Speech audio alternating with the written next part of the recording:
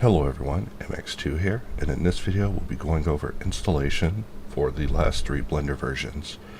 So before I do anything, I'm going to hold down the Windows button and press R and bring up the Run window, and we're just going to go to the app data location, and from here we can just jump into Blender Foundation, and I'm going to just rename this folder and just put an underscore at the end for the purpose of this demonstration. So now Blender will open as if it's never seen this folder before. And here we see Blender 4.01 is open. With the splash screen looking like this, it appears as if Blender has never seen us before, so we'll go ahead and set our spacebar to search, our theme to deep gray. We'll click, and I'm going to press Shift H just to hide the light and camera, and we'll focus in on the cube. I'll press F4, jump into the preferences, and let's go ahead and install. So first we'll install Boxcutter.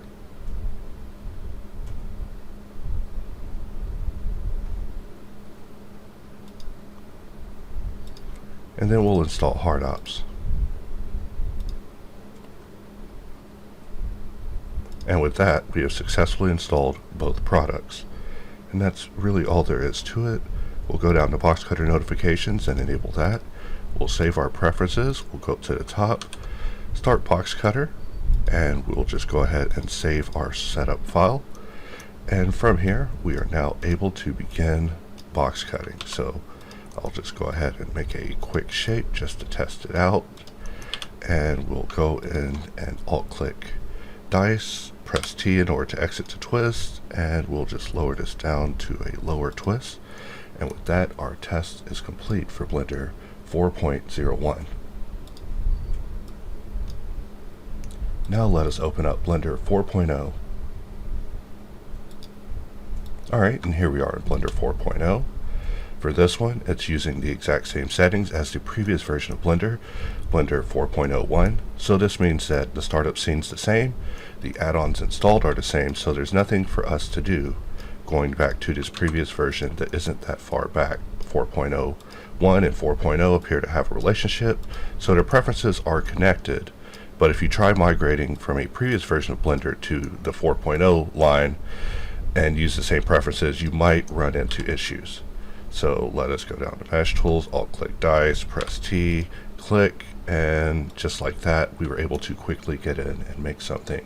So now let us jump over to Blender 3.6.5. And we'll wait a moment for it to open. And this one doesn't have any preferences, so that's why the splash screen references a quick setup. So we'll go ahead and just choose Search, Deep Gray, just my favorites, and we'll press Shift H to hide everything that isn't the object, and we'll just go under our preferences, and under add-ons, let's go ahead and install these. So first we'll install Boxcutter. Then we'll install HardOps.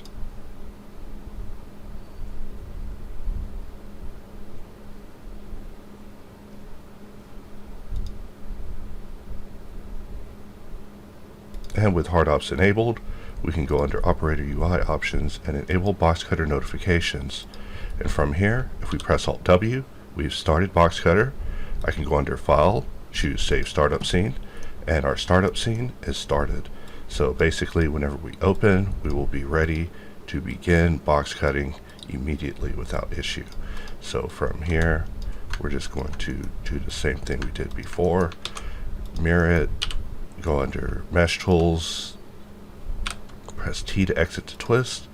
We'll roll the wheel just to bring it down a little bit, and just like that, we have created a second shape, just getting in here and warming up with HardOps and Boxcutter. But just like that, it just goes to show how easy it is to get this installed for the latest 3 versions. So with that, we have went through and installed it. In fact, we can even go as far as, like, I almost wanted to go back to Blender 3.0. Just for kicks, let us launch Blender 3.0. It is quite old, but it is a LTS version. And of course, this will open without recognizing us. And we can see that the splash screen is a little different because we're going so far back in Blender. Of course, we recommend that you always use the latest, just because older versions have changes that we're not able to stay in line with, so we either have to choose to be congruent with the future or to stick with the past and pretend like we don't see new versions come out of Blender. And basically it's easier for us to be compatible with the latest version of Blender because everybody typically uses the latest version of Blender. So now we're just waiting for HardOps to enable, and here it is showing up even in Blender 3.0. So I'm just going to go under operator options. We are going to just enable Boxcutter notifications. I'm just going to press Alt W, and we'll go ahead and save our startup scene. So from here, I'm just going to begin cutting. In fact, I'm going to enable wedge and check this box, which basically means that whenever I press W and then spacebar, it will go ahead and wedge it over. So let us continue. I accidentally had my hand stuck on my keyboard. And right here, I'm going to alt-click dice. We'll press T, exit to twist, roll the wheel in, and we got something like that.